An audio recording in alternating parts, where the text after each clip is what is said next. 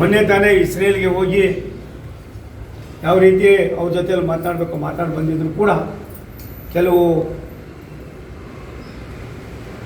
ಘಟಭದ್ರ ಹಿತಾಸಕ್ತಿಗಳ ಒಂದು ದೂರದೃಷ್ಟಿಯ ಕೆಟ್ಟ ಭಾವನೆಯಿಂದ ಇವತ್ತು ಯುದ್ಧ ಆಗ್ತಾ ಇದೆ. ಇದರಿಂದ ಸಹಸ್ರಾರು ಜನ ಬಲಿ ಆಗ್ತಾ ಇದ್ದಾರೆ, ಮುಗ್ಧ ಜನ ಬಲಿ ಆಗ್ತಾ ಇದ್ದಾರೆ, ಕೋಟ್ಯಾಂತರ ಜನರಿಗೆ ಅನಾನುಕೂಲ ಆಗ್ತಾಯಿದೆ. ದೇಶದಲ್ಲಿ ಬದುಕೋದಕ್ಕೆ ಎಲ್ಲರಿಗೂ ಅವಕಾಶ ಇದೆ. ತಕ್ಷಣವೇ ಈ ಯುದ್ಧವನ್ನು ನಿಲ್ಲಿಸ್ತಕ್ಕಂಥದ್ದಕ್ಕೆ ಭಾರತ ಸರ್ಕಾರವು ಕೂಡ ರಾಷ್ಟ್ರದ ನಮ್ಮೆಲ್ಲರ ನೆಚ್ಚಿನ ಪ್ರಧಾನಮಂತ್ರಿಗಳು, ನಮ್ಮೆಲ್ಲರ ನೆಚ್ಚಿನ ಗೃಹ ಮಂತ್ರಿಗಳು, ರಕ್ಷಣಾ ಸಚಿವರು ಅವರ ಅನುಭವವನ್ನು ಹಂಚಿಕೊಳ್ಳುವ ಕಾಲ ಸನ್ನಿಹಿತವಾಗ್ತಾ ಇದೆ. ಇದು ಅಷ್ಟು ಒಳ್ಳೆಯ ಸಂದೇಶ ಅಲ್ಲ.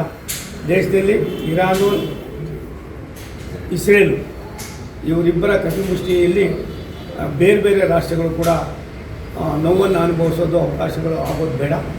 ದೇಶದ ಪ್ರತಿಯೊಬ್ಬರ ಜನರ ಪ್ರಾಣ ರಕ್ಷಣೆಯಲ್ಲಿ ಭಾರತೀಯರಾದ ನಾವು ಮುಂಚೂಣಿಯಲ್ಲಿ ಇರ್ತಕ್ಕಂಥದ್ದಕ್ಕೆ ನಮ್ಮ ರಾಷ್ಟ್ರದ ನಾಯಕರಾದ ಪ್ರಧಾನಿಗಳು ಈಗಾಗಲೇ ನಮಗೆ ಕೆಲವಾರು ಕ್ರಮಗಳನ್ನು ಕೈಗೊಳ್ತಾ ಇದ್ದಾರೆ.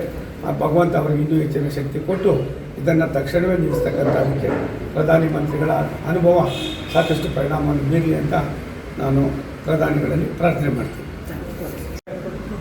ಮೊನ್ನೆ ತಾನೇ ಇಸ್ರೇಲ್ಗೆ ಹೋಗಿ ಯಾವ ರೀತಿ ಅವ್ರ ಜೊತೆಯಲ್ಲಿ ಮಾತಾಡಿ ಬಂದಿದ್ರು ಕೂಡ ಕೆಲವು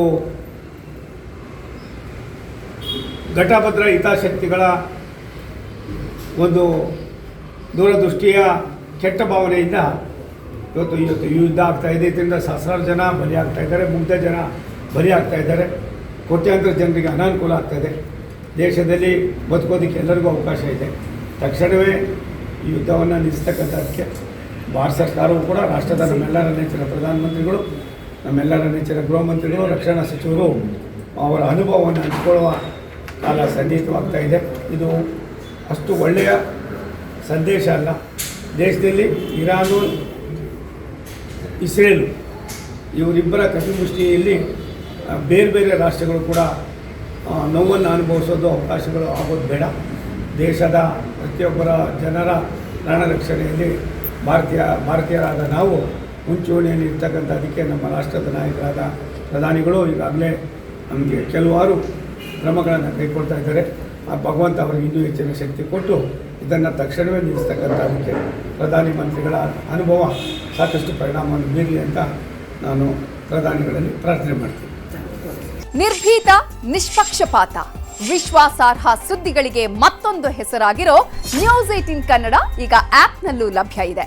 ದಯವಿಟ್ಟು ಇಲ್ಲಿರೋ QR ಕೋಡ್ ಅನ್ನು ಸ್ಕ್ಯಾನ್ ಮಾಡಿಕೊಂಡು ಆಪ್ ಡೌನ್ಲೋಡ್ ಮಾಡೋದಕ್ಕೆ ಮರಿಬೇಡಿ. ನಿಮ್ಮ ಬೆಂಬಲ ಹೀಗೆ ಸದಾ ನಮ್ಮೊಂದಿಗಿರಲಿ. ಧನ್ಯವಾದ.